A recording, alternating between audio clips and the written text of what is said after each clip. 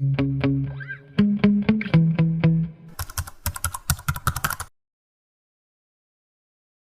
to TheFinanceStory.com. I'm your host and editor, Vishal Krishna. Today we have Vaibhav S Joshi, who is the founder of Easypay. He has in the past worked in Equitas and YESBANK, and now he's with Easypay, of course. He's the co-founder there. He's going to talk about how FinTech is making impact in India. And Easypay is helping a lot of the small stores in India go digital. Vaibhav, thank you for being on The Finance Story. How are you? I'm good, thanks, Vishal. Thank you for hosting me here today. Now, the interesting thing is you've been an entrepreneur before. I want to know about your childhood. Did the spark of entrepreneurship come from your family? And how did you become interested in technology?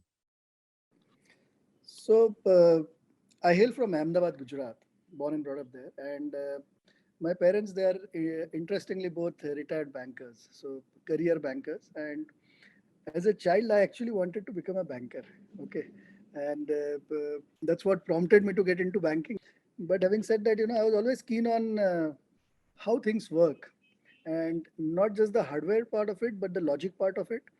And always try to focus on, okay, what is the logic behind a certain thing functioning the way it is functioning and why. That's what actually pushed me to get into the software part of it. So I very early days as a teenager, I joined Iptech. Iptech was absolutely new in India at that time, and I did my software engineering from there, and that's how my journey started on the tech side. And and once I started coding at that time, it was really fascinating. How did the EasyPay thing happen for you? And I wanted to understand what is it solving. And I like what you've done with Jackie Straw, which is very interesting. And you could tell us about that too. And why take a leap as an entrepreneur after, say, a good 10 years after you've done the previous one? So Easypay was founded by Nilay Patel, and the Panchsheel family office is an investor in that. But Nilay and me, we go way back. In year 2000, we used to study together in Sydney, Australia. So we were snooker buddies at that time. That's how our friendship started. Fast forward to 2017, and Nilay somehow lands into the digital banking team at YESBANK, looking for a partnership, and he doesn't recognize me because I've lost all my hair by then. And I instantly recognize him. I'm like, Nilay Patel, 2000 Sydney. And he's like, oh my God, Vaibhav, you. But then what happened is Easypay partnered with YESBANK during that times, and Easypay launched a lot of innovating programs in the 4-5 years that they partnered with YESBANK, starting from smart city ecosystem in the country, where based on the solution that Easypay created, we actually went ahead and sold it at a concept level to governments. And at one point in time, we had between 25 to 30% of the smart city ecosystem share of the country. That's huge, Vishal. That's huge. Okay. So riding on the solutions that me and Nilay created, whiteboarded in a conference room in Yes Bank, sometimes in his office in Ahmedabad. At that time, Easypay used to be in Ahmedabad. And then, Yes Bank went ahead and pushed so many of these innovations on the digital side. Easypay also partnered with ICICI and successfully launched Ahmedabad Smart City, Surat Smart City, Bhubaneswar Smart City. And all this time, Easypay was always working on the merchant ecosystem. So Easypay's foray into merchant ecosystem started in 2014, but it specializes in providing solutions for that. And during all these engagements, Easypay solutions were centric on the merchant ecosystem. So what has happened is Easypay has created multiple platforms. It specialized into payments for the MSME merchants. We have close to 2 million retailers who have our app. We have close to 500,000 transacting retailers. And when Easypay came to Equitas, and Neo had just crossed 1 million, I was like, okay, now's the time when I should really look at moving out and then do something of my own. And when that something of my own came in, Nilay just pulled me in. That was, this is your own baby. We started it 5 years back, and you are taking control of it. I'm taking a step back. That's how it started. Since we have a good amount of expertise in understanding the mindset and the psyche of the MSME micro segment. We are going to create our first MSME Neobank in India. MSME word is extremely important because we have seen neobanks trying to get enter the SME space, trying to enter the consumer space. MSME is important because banks do not want to, or banks do not have specialized products for MSME. The micro segment guy is always the guy who gets the worst deal, and we want to provide the best deal for him. So the construct is something like this, where our first pillar is going to be the payments pillar. The second pillar is going to be the digital CASA pillar. We'll talk about digital card, digital SAR, digital TD, digital TARDI. The third pillar is going to be the digital lending pillar, Vishal, where we are talking about secured, unsecured credit lines and so on. And where we are talking about, because we understand this segment very well, we know that a lot of this segment do not have proper bureau data. So a lot of these guys may have a CIBIL of -1. And that is where we come in with our alternate data. We have a lot of alternate data points. And with those alternate data, we actually create a financial profile and then give him unsecured lending as well. The fourth pillar is going to the wealth and insure pillar, where we are talking about digital gold, we are talking about mutual funds, stocks, and insurance. And the fifth is the value-added service pillar, where we are actually digitizing his ledger to help him with inventory, invoicing, ordering, taxation, and we are helping with his payables and receivables. So this is like a one-stop shop rather, MSME Neobank that we are creating within the app. Okay, you work with banks, and banks are going through a digital transformation. Uh, Your last 10 years, how have you seen banking and fintech evolve together? So banking as a segment, Vishal, if you look at India, then we are by far way ahead of the West. Innovations has been happening over here, and not just in the past decade, but I would say past 25 years. But look at how banking has evolved in the country. Primarily we used to have those savings account or current account with the banks, branches that came with checkbooks. Okay, I remember those days when banks used to have those physical ledgers. I used to go with my dad to his bank branch, and I used to see those big red ledgers, and then I would ask what they are, and he would say that these are the records of the people who have accounts with us. And every time, the passbook used to be so thick because everything used to be physical. And then came in, the branch automation part where all these things got digitized. Then came the core banking part where the actual bank got centralized and digitized. And, then there was checks. And then came in, things like ATMs. And Vishal, those days it used to be honest ATMs. Okay, so a Bank of Baroda card, Bob card would only work on a Bank of Baroda ATM. A SBI card would only work on SBI ATM. There was no question of interoperability. There was no NFS. And then Master Visa came in saying that, hey, we would do a credit card, and those machines were there where you would put the card onto a machine. There was a paper with a carbon insert, and then he would actually take an imprint of your card and you had to sign it. And then came the evolution of NFS, National Financial Switch, and that's when interoperability came in. So if you have a look, yes, India has been at the forefront of pioneering innovations when it comes to banking. And then when we had CTS come in, and then when we had NPCI set up, and all the innovations on the payment side in the past decade, from launching IMPS to UPI to something like a AEPS, where you can just walk into a shop, use your biometric to make a payment or make a cash withdrawal, to APBS, where your subsidy actually gets put into your bank account, where you're seeded your Aadhaar, to UPI 2.0, and now UPI 2.0 coming on RuPay cards and so on. I think innovations have been phenomenal. I have to agree with you on that. And what has happened is, and why fintech as a sector has grown so phenomenally. So let me take you back some 7 odd years. Okay, rewind to 2015. That's when we set up the digital banking team in YESBANK, and so YESBANK set up the first digital banking team in the country, and subsequently went on to create that API banking stack and the digital banking stack. And today, even today, 40+% of the overall UPI ecosystem transaction actually passes through YESBANK. Now, the technology that banks use are, there are a lot of legacy systems. There are a lot of complex technologies. There is co-banking, there is middleware, then there are products, which applications are running. There's something known as an enterprise service bus. So that ESB is a place from where actually, outside partners enter. Okay, so any fintech partner, if he has to tie up with a bank, that that API integration would pass through that ESB and stuff.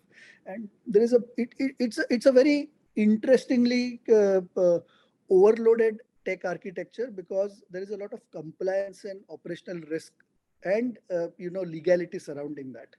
A bank has to be like a airtight box. The compliance has to be airtight. And when it comes to fintechs want to be absolutely agile. They want to be super nimble footed.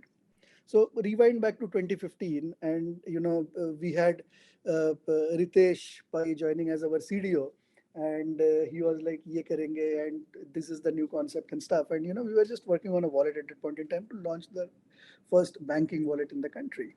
And then Ritesh comes in with this, free charge partnership, saying that boss, free charge wants to do this, and we are the right bank, and we were like, yes, let's do that. And that was our first program on the fintech side. And the way we worked like a startup. So the entire digital banking team, that's even today, that it's there at YESBANK, it's actually like a startup within the bank.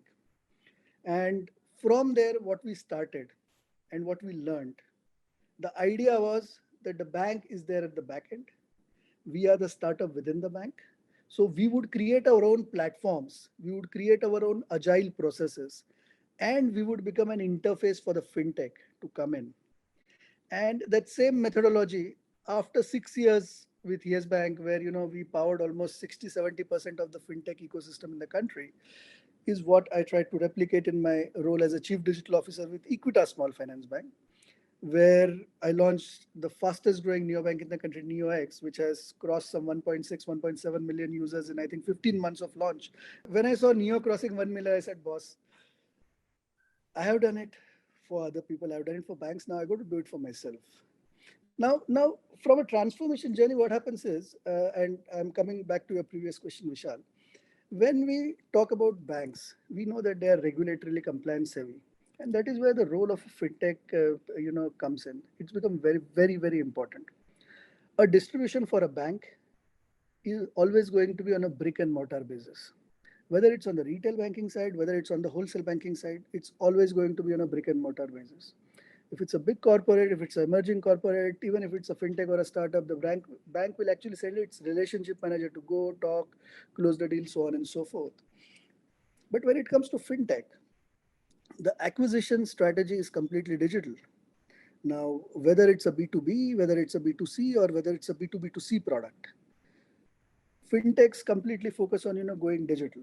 There may be certain fintechs which actually also do phygital journeys. We are not one of them. We believe going digital is the way forward, because then what happens is you are creating a product which is scalable, which is for the masses, and which can be distributed and serviced digitally in a manner that it affects millions of lives.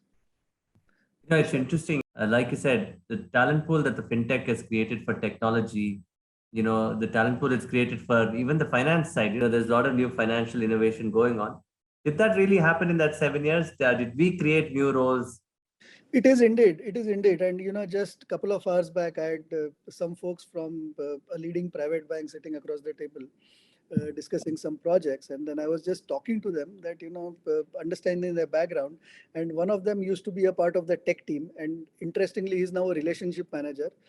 Okay, so answering your question, Vishal, yes, and this was just today's anecdote that I told you. But other than that, in the past, 8-9 years, what I've seen as a part of this journey is uh, the entire digital transformation, the way it has taken shape. The traditional teams that were there in banks, they have had to recalibrate themselves. Uh, the traditional way a banker worked has changed phenomenally. And let's look at some examples. If you look at a typical brick and mortar branch banking guy who sits in a branch, and now either he's a sales guy who is going to front end, or he's an operations guy who is going to service. Okay. That has completely changed because digital, now there are bots who do these things. Even in retail banking space, there are bots. So this relationship manager who used to go and book a fixed deposit for people like you and me on the 28th, 29th of the month, and then there would be a plethora of paperwork or online forms he would have to fill, and then he would take a printout and come, sir, please sign, please sign. Okay, now what happens is, he actually opens up his Facebook or a WhatsApp, okay, and there is a social media bot, a social media banking bot, which is there that the bank has deployed, and from there he will just take your cust ID and he will book a fixed deposit, FD. Okay. And in a matter of 1 minute, 30 seconds, that fixed deposit gets booked. Look at the transition that has happened. If you talk about more complex roles, if you talk about roles like operational risk, if you talk about roles like finance, if you talk about roles like legal, then they have also had to recalibrate. They have so the process we call it is learn, unlearn, relearn. Okay, and you have to continuously keep on doing it because transformation happens at such a fast pace, Vishal, that if you don't unlearn and relearn new things, then in 3 years time you are outdated. And that is the breakneck speed at which this entire transformation is at least happening in the Indian context. Same is the case with the operational risk and the compliance guys. And the regulator is so fast and so hands-on that the bank compliance guys actually lag nowadays, and they have to keep up with the regulator. That's Okay. well said. Phenomenal. You want now with this data, right? You can do so much, and the opportunity is you can also, like you said, start lending. You can become an aggregator of data for banks, and they will obviously, and NBFCs, of course. The journey of lending. How do you want to do it? So, Vishal, our hook is going to be the CASA part of it because the CASA is where the issue lies. But my primary product is going to be the lending product.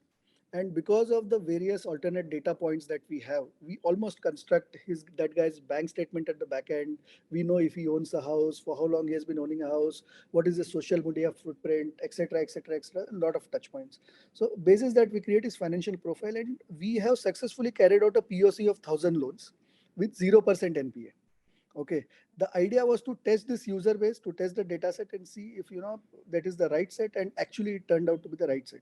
So the POC of 1,000 loans, 80% loans are back, 20% are still being serviced, so on. And now what we are doing is on the lending tech part of it, we are saying that we are going to create a 1,000 crore loan book to start with as a part of the MSME Neobank. So I don't want to shift from the story, but as a part of the MSME Neobank, I'm going to create a 1,000 crore loan book.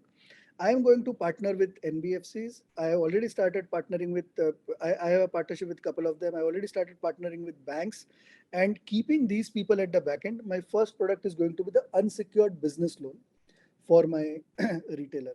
Now the tenure may vary from 45 days to 180 days depending on the type of volume of loan he wants, and average ticket size is anything between 1 lakh to 2 lakh. Uh, what we are also getting into is we are getting into secured lending where we are going to use the same ecosystem to do a supply chain kind of a lending. So payments within a supply chain ecosystem, a retailer paying to his distributor, distributor paying to his manufacturer, and so on. And those are more structured lending part of it. So there, our tech is so evolved that we can overnight integrate into a SAP or Oracle and plug into their data points, plug into their invoice histories, and immediately do a lending. Now, because everything actually works on the EP MSME wallet, it's very easy for us to keep a track of things. The FMCG Uh, companies would like this. They would like to help you with this. They'll be your they- partners, perhaps. Absolutely, absolutely. Because the FMCG companies, being a banker myself, I have seen that there are so many banks who are ready to provide solution to these FMCG companies on an anchor-led model, but generally which is on the books of the FMCG. Here, what we are saying is, we are not lending on your books. We are lending to the last mile retailer, basis the business he has been doing with you, and the entire risk is going to be the retailer's, not yours. So yes, that's. Fantastic. Have you applied for an NBFC license now, or will you be just an aggregator of data and working with banks? So Vishal, we are starting with the aggregator model, but NBFC license is definitely in the pipeline. That's something that we look forward to. But our idea is to first go on and create a sizable loan book before which we enter into the NBFC part of things. So because we are not riding on a prepaid instrument, we are actually riding on the CASA. We already have a virtual card which is there, okay, and that card can be used for any kind of payments. Now there is a clear linkage to the credit product, because if there is a credit that I am giving to that particular MSME, then that credit will be available on that card as well for him to use. And because it's a CASA link product, it's not an issue for us. Okay, fantastic. There's so many fintech. Now I'm glad people are going after MSMEs, retailers, all that. The other thing is there's so much progress also happening in terms of financial innovation, fintech innovation. What are your thoughts on what will really make impact in the end of the day? What is the balanced approach to this? See, business sense and scale is always going to be, what kind of consumers you acquire and what kind of revenue lines you are able to create out of those consumers at the end of the day. Normally, if I look from an investor angle, the investor will always look at, your acquisition speed, your acquisition cost, and the products which are creating margins for you. Okay, and what sort of margins they are creating, and in the long run, how much you are paying to retain that customer. And then if you put that into Excel, you will come to know, what is it the investor seeks. But from a pure business angle, Vishal, I feel that, see, regulations are going to be there. Okay, there is no shortcuts to, there is no circumventing the regulations. You have to follow the regulations. At the end of the day, logic is what needs to be used when a product is getting created, and it has to be very clearly mapped with the operational risks and with the from a compliance angle with the regulations. Then you are able to create a predictable revenue model. Okay, I look at a lot of these startups who have also gone ahead and raised funds, and one change and the business model gets toppled. Now it is not fair. It's now not fair on the startup. It is not fair on the investor. It is not fair on the consumer. It is not fair on the ecosystem as a whole. Rather, what needs to be, see, innovations. We have been doing innovations. We have been the pioneer at innovations in YESBANK. 2015 to 2020, we were the pioneer of digital banking innovations. The team led by Ritesh, and having that experience, I can at least say that it is extremely critical that when it comes to compliance, you have to be inside the circle. Okay, and when you are inside the circle, and our MD CEO of Equitas always used to famously say that when it comes to compliance, I'm in the center, I'm not at the borderline. So the moment we take that aspect and the moment we then innovate, I don't think there are challenges. Okay, because innovation is more to do with how you are rendering a particular service, how you are acquiring a customer, how you are servicing a customer, how you are approaching a customer.